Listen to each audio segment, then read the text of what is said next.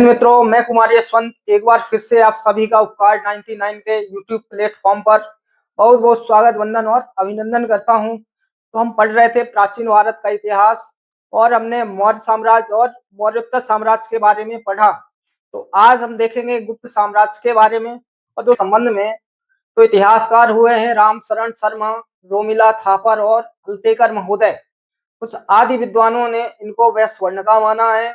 तो हम पहले शासक देखें तो श्रीगुप्त थे, जो कि संस्थापक थे। किस वंश के? तो गुप्त साम्राज्य के ये संस्थापक हैं श्रीगुप्त, और इन्होंने महाराज की उपाधि धारण की।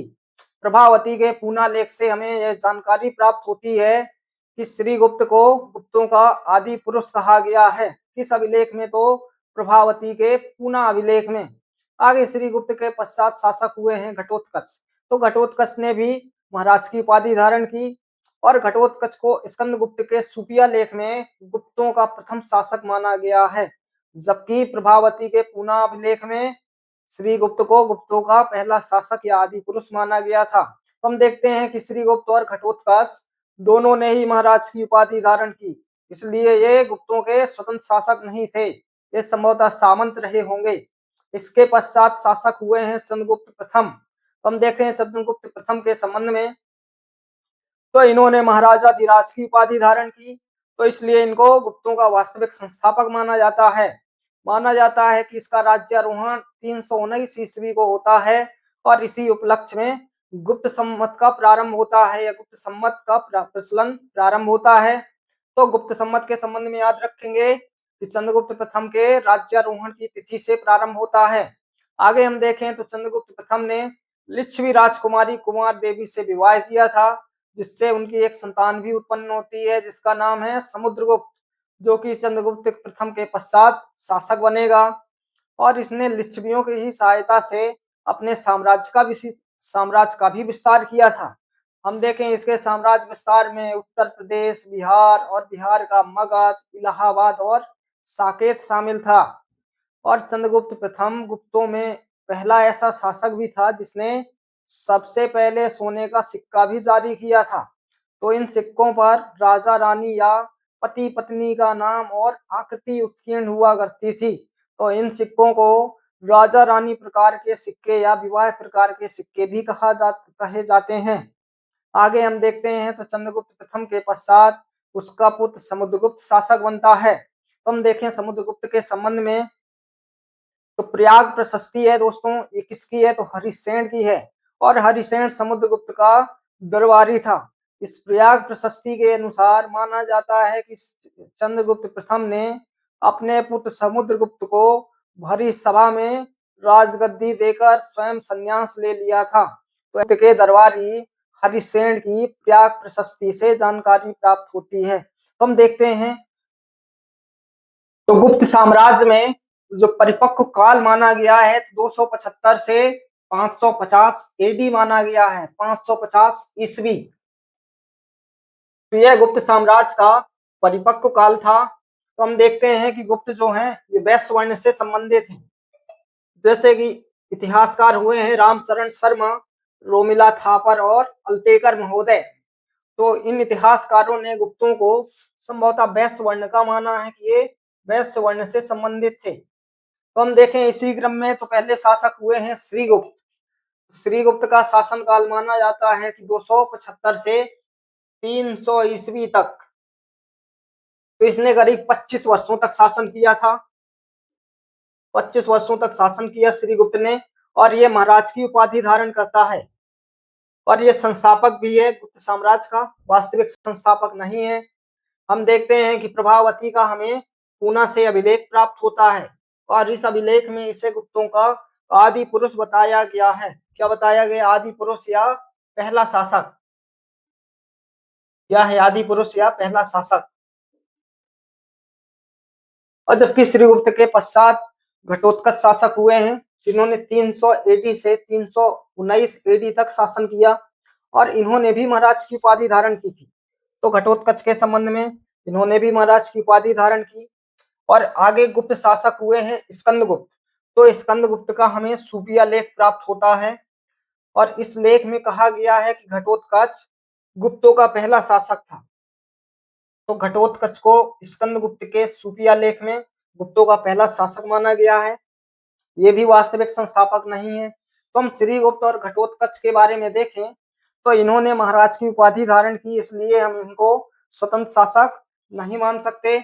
आगे हम देखें तो घटोत्कच के पश्चात चंद्रगुप्त प्रथम ने शासन किया, जिसका काल माना जाता है 319 एडी से 344 ईस्वी तक। तो ये इन्होंने या चंद्रगुप्त प्रथम ने महाराजाधिराज की उपाधि धारण की।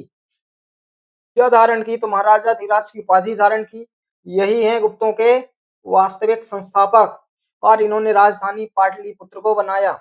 दोस्तों, मौर्य साम्राज्य से लेकर हम देखते हैं कि गुप्त साम्राज्य तक पाटलिपुत्र का अपना आर्थिक और सामरिक महत्व होता है, लेकिन गुप्तोत्तर काल में पाटलिपुत्र की हालत अच्छी नहीं रहती। पाटलिपुत्र की जगह पे कन्नौज का आर्थिक और सामरिक महत्व बढ़ता है। हम देखेंगे आगे कन्नौज में त्रिपक्षीय संघर्ष, तो इसीलिए होता है त्रिपक्षीय संघर्ष। तो आगे हम देखें तो 319 ईस्वी में चंद्रगुप्त प्रथम का राज्यारोहण होता है या राज्याभिषेक होता है, और इनकी राज्यारोहण की तिथि को ही गुप्त संवत का प्रारंभ माना जाता है। क्या दोस्तों? तो ये गुप्त संवत था। हम पीछे पढ़ चुके हैं कि कनिष्क का जो राज्यारोहण का तिथि था 78 एडी था, इसको शक संवत के रूप में जाना जाता है। तो वहीं चंद्रगुप्त प्रथम की जो राज्यारोहण की तिथि है 319 एडी, इसको गुप्त संवत के नाम से जाना जाता है। हम देखते हैं 57 में मालव संवत या विक्रम संवत, 248-49 में हम देखते हैं तो कलचुरी चेदी संवत, और जबकि 622 एडी में हिजरत संवत का प्रारंभ माना गया, हिजरत संवत। तो हम किसी अगली क्लास में एक साथ इन सभी संवत के बारे में पढ़ेंगे। अभी इतना याद रखेंगे कि चंद्रगुप्त प्रथम के राज्यारोहण की तिथि जो कि 319 एडी थी, इससे गुप्त संवत की नींव पड़ती है। तो आगे हम देखते हैं कि चंद्रगुप्त प्रथम ने विवाह किया है लिच्छवी राजकुमारी कुमार देवी से। इनका विवाह होता है, लिच्छवी कन्या है कुमार देवी, और इनके पिता का नाम है वृषभदेव। वृषभदेव 13वें नंबर के हैं ये वृषभदेव, याद रखेंगे, महत्वपूर्ण नहीं है। तो इनका विवाह होता है लिच्छवी राजवंश की राजकुमारी कुमार देवी से, और इन्हीं से इनको एक संतान प्राप्त होती है जिसका नाम है समुद्रगुप्त। क्या है? तो समुद्रगुप्त। और इन्होंने लिच्छवियों की सहायता से अपने साम्राज्य का भी विस्तार किया था। तो इनके साम्राज्य विस्तार में या इनके साम्राज्य में मुख्यतः उत्तर प्रदेश का इलाहाबाद, साकेत और मगध देखने को मिलता है, मगध और बिहार। और इन्होंने ही गुप्त शासकों में सर्वप्रथम सोने के सिक्के जारी किए थे। पूछा जाए कि गुप्तों में सर्वप्रथम सोने का सिक्का जारी करने वाला शासक कौन, तो चंद्रगुप्त प्रथम, याद रखेंगे। और इन्होंने ऐसे वैसे सिक्के जारी नहीं किए थे। एक तो इनका नाम और आकृति थी, और साथ में इनकी रानी का नाम और आकृति भी हुआ करती थी इन सिक्कों पर। तो इन सिक्कों को क्या कहा जाता था? तो राजा रानी प्रकार के सिक्के या विवाह प्रकार के सिक्के। पूछा जाए कि विवाह प्रकार के सिक्के जारी करने वाला शासक कौन, तो चंद्रगुप्त प्रथम। या राजा रानी प्रकार के सिक्के जारी करने वाला शासक चंद्रगुप्त प्रथम। और सर्वप्रथम गुप्तों में स्वर्ण सिक्का जारी करने वाला शासक तो चंद्रगुप्त प्रथम। आगे हम देखते हैं कि चंद्रगुप्त के पश्चात या चंद्रगुप्त प्रथम के पश्चात उनका पुत्र समुद्रगुप्त शासक होता है। तो समुद्रगुप्त का परिपक्व काल माना जाता है 375 एडी से 335 ईस्वी से 375 ईस्वी तक शासन किया था समुद्रगुप्त ने। और समुद्रगुप्त का हमें एक और अन्य नाम भी प्राप्त होता है, चंद्रप्रकाश। याद रखेंगे, चंद्रप्रकाश महत्वपूर्ण है अन्य नामों में। और प्रयाग प्रशस्ति में समझेंगे प्रयाग प्रशस्ति क्या है। तो समुद्रगुप्त का दरबारी है हरिसेन, जो कि बौद्ध मतावलंबी था, बौद्ध विद्वान था। तो हरिसेन समुद्रगुप्त का दरबारी था, और इसका हमें प्रयाग प्रशस्ति प्राप्त होती है। मुख्यतः यह प्रशस्ति कौशाम्बी में थी, लेकिन इसको अकबर के शासनकाल में जहांगीर के द्वारा प्रयाग में लाया जाता है। और यह प्रयाग प्रशस्ति संस्कृत भाषा और ब्राह्मी लिपि में लिखी गई थी और गद्य पद्य शैली या चंपू शैली में लिखी गई थी।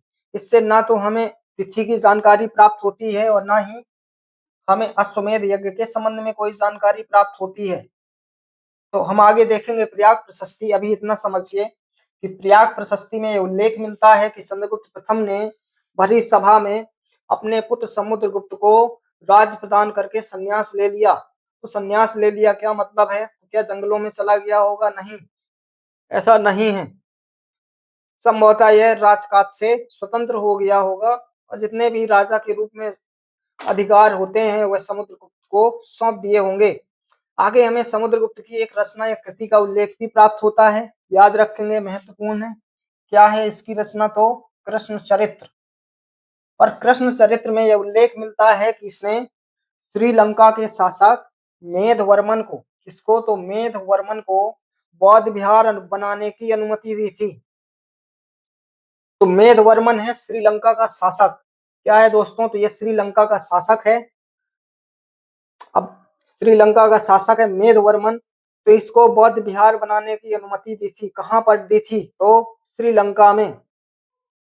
अब इससे अनुमान लगाया जा सकता है कि इसने श्रीलंका पर भी अधिकार स्थापित किया था। किसने? तो समुद्रगुप्त ने। क्यों दोस्तों? तो इसने मेघवर्मन को उसी के राज्य में बौद्ध विहार बनाने की अनुमति दी थी।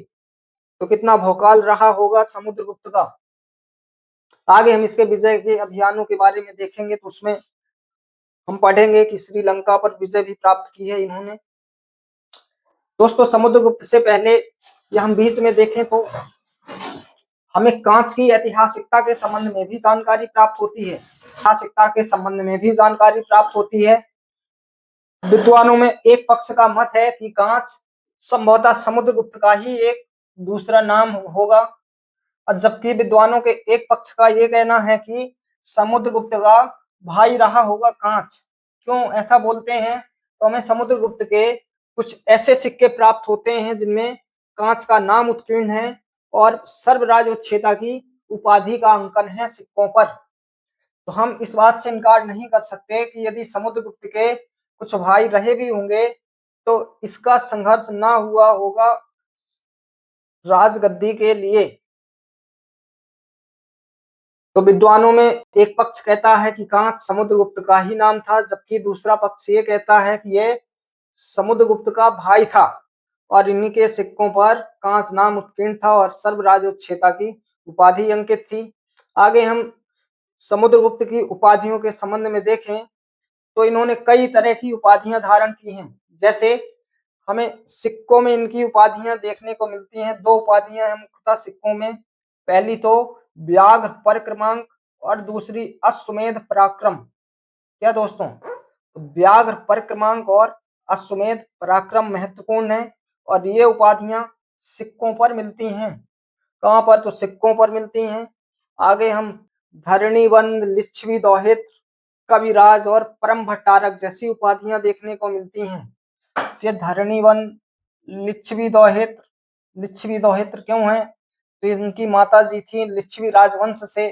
दोहित्र का मतलब होता है कन्या, तो संभवतः इसलिए इनकी एक उपाधि देखने को मिलती है लिच्छवी दोहित्र। कविराज विद्वान रहा होगा, हमने देखा कि इनकी एक कृति भी थी, और परम भट्टारक जैसी उपाधियां भी धारण की थी। तो प्रयाग प्रशस्ति में मुख्यतः चार उपाधियों के बारे में याद रखेंगे। एक तो धरणीबंध, लिच्छवी दोहित्र और कविराज और परम भट्टारक। और जबकि अभिलेखों में इसकी एक उपाधि देखने को मिलती है सर्वराजोच्छेता। क्या दोस्तों? सर्वराजोच्छेता। तो इतिहासकार हुए हैं विंसेंट स्मिथ। तो विंसेंट स्मिथ ने भी इनको कुछ नाम दिया है। वो नाम क्या है? तो भारत का नेपोलियन। पूछा जाए भारतीय इतिहास में भारत का नेपोलियन किसे कहा गया है? तो समुद्रगुप्त को। जबकि भारत का मैकियावेली तो चाणक्य को, और एशिया का ज्योतिपुंज गौतम बुद्ध को। तो विंसेंट स्मिथ की एक पुस्तक है अर्ली हिस्ट्री ऑफ इंडिया, याद रखेंगे, अर्ली हिस्ट्री ऑफ इंडिया। तो विंसेंट स्मिथ की ये पुस्तक है अर्ली हिस्ट्री ऑफ इंडिया, और इसी पुस्तक में हमें उल्लेख मिलता है कि समुद्रगुप्त को इसने भारत का नेपोलियन कहा था। तो दोस्तों ये था समुद्रगुप्त। आगे हम देखेंगे समुद्रगुप्त की विजय अभियान के बारे में और समुद्रगुप्त से संबंधित कुछ अन्य जानकारी भी देखेंगे आगे। तो आज के लिए बस इतना ही। समुद्रगुप्त समुद्रगुप्त अभी पूरा नहीं हुआ है, आगे कुछ और टॉपिक हैं जैसे समुद्रगुप्त के विजय अभियान और अन्य शासक भी हैं गुप्त काल में। तो आज के लिए बस इतना ही। दोस्तों ये आप में से यदि कोई नया हो और हमारी क्लासेस पसंद आ रही हों तो चैनल को सब्सक्राइब करना मत भूलिएगा। और हाँ, कमेंट करके बताइए आपको ये सेशन कैसा लगा। और हमने अभी तक मौर्य साम्राज्य को पूरी तरह से पढ़ा और मौर्योत्तर साम्राज्य के बारे में भी जाना था। तो ये था गुप्त साम्राज्य। तो आज से हमने गुप्त साम्राज्य को प्रारंभ कर दिया है। और आप में से यदि कोई नया हो और हमसे जुड़कर पढ़ना चाहता हो तो उपकार 99 के यूट्यूब चैनल पर विजिट कर सकते हैं। और यकीन मानिए पूरा कोर्स करवाया जाएगा इतिहास विषय में। आगे भी कई विषयों की क्लासेस प्रारंभ की जाएंगी इसी चैनल पर। तो बने रहिएगा अंत तक दोस्तों। जय हिंद, जय भारत। मिलते हैं फिर कल नेक्स्ट वीडियो के साथ में।